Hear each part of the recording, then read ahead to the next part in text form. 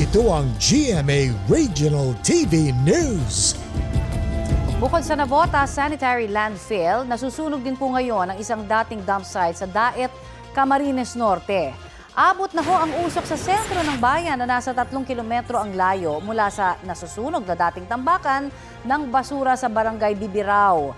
Ayon sa Bureau of Fire Protection, umaga kahapon nang magsimula ang sunog sa dump site. Hanggang ngayon, patuloy pa yang inaapula. Inaalam pa ng BFP ang sanhi ng apoy. Binabantayan din po ang mga kalapit na bahay para tiyaking hindi madadamay sa sunog. Patay ang 19 na miyembro umano ng New People's Army sa engkwentro sa Toboso Negros Occidental. Ayon sa Philippine Army, nagsimula ang palitan ng putok alas 4 ng madaling araw noong linggo. Sa loob ng isang oras, 8 sunod-sunod na engkwentro raw ang naganap. Dahil dito, mahigit 500 residente sa lugar ang lumikas. Isinailalim sila sa debriefing at psychological first aid. Isang sundalo ang sugatan sa engkwentro at nagpapagamot sa ospital. Kabilang daw sa mga nasawi ang itinuturong leader ng mga rebelde na sangkot umano sa pangingikil at pagpatay ng ilang taon na ring tinutugis ng mga otoridad.